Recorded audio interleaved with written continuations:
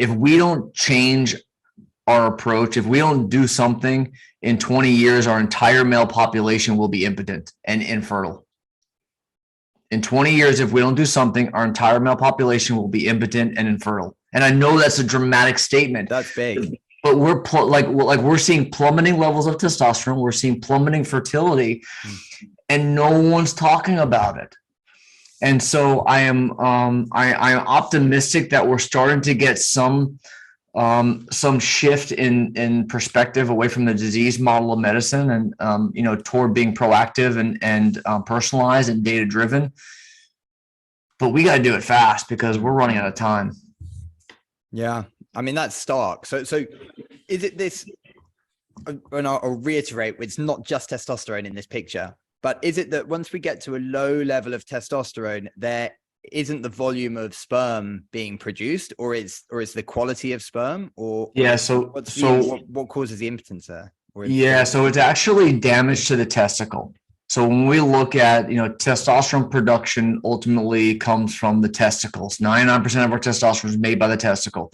Sperm made by the testicles, and so an increased incidence of testicular cancer correlates with what we're seeing with declining sperm function, sperm count, fertility, and testosterone as well.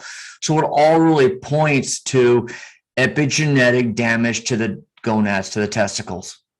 And again, this comes back to the toxins in our environment, and then all the lifestyle choices, kind of lay on top of that as well.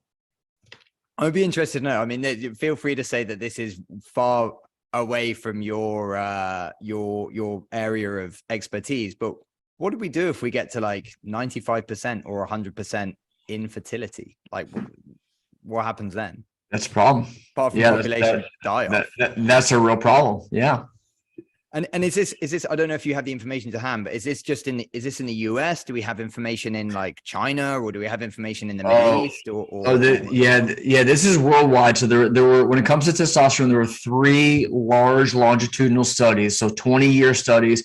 One was here in the US, one was in Sweden, and one was in Finland. So 3 longitudinal studies. All 3 had the exact same findings. Testosterone levels were down about anywhere from 25-35%. Free testosterone was down around 45% or so over that 20-year time period. All 3 studies.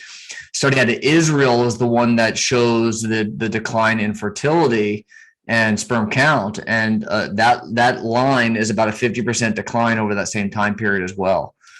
So this is a worldwide problem, and I'll refer you to a great book by Anthony J. called Estrogeneration. Fantastic book that really highlights all of the epigenetic effects we're seeing from endocrine disruptors in our environment. And my focus is men's health and testosterone, but this applies to thyroid, it applies to autoimmune disease, it applies to cancers, metabolic health, cardiovascular disease.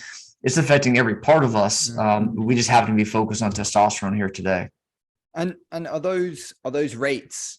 You mentioned that the fertility rates are coming down. Are we already seeing a drop in birth rates, or is there a feed through that's already coming through? That's a good question. I honestly don't know the answer to that. Yeah.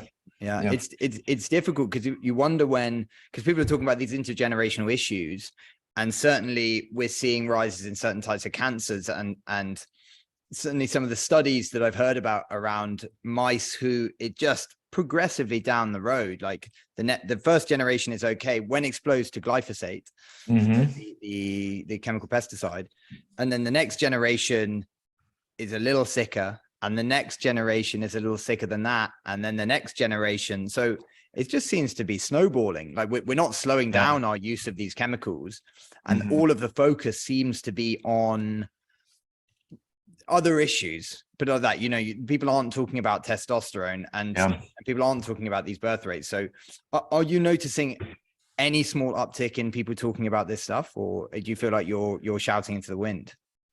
I feel like I'm shouting into the wind. Yeah, I actually have a TED Talk coming up in January where this is going to be part of my focus, is to really hopefully enlighten people on the real problem we're experiencing here. But back to what you just mentioned, there was a great study that I think was out of Japan that looked at fish, and they exposed them to very low concentrations of this plastic chemical, and to one generation of fish. 5 generations later, they were completely infertile. And so that shows the transgenerational effect, that it got worse and worse and worse until generation 5, they were completely infertile. Are you hopeful? I'm hopeful that things are going to change. Yes, I'm hoping that by drawing attention to this, it'll start to wake people up. And I think that the problem's probably worse here in the U.S. than in other parts of the world, where there's just this lack of desire to regulate any of this. And I'm not for regulating a lot of stuff, but when it comes to potential health risks like this, I think we need to wake up.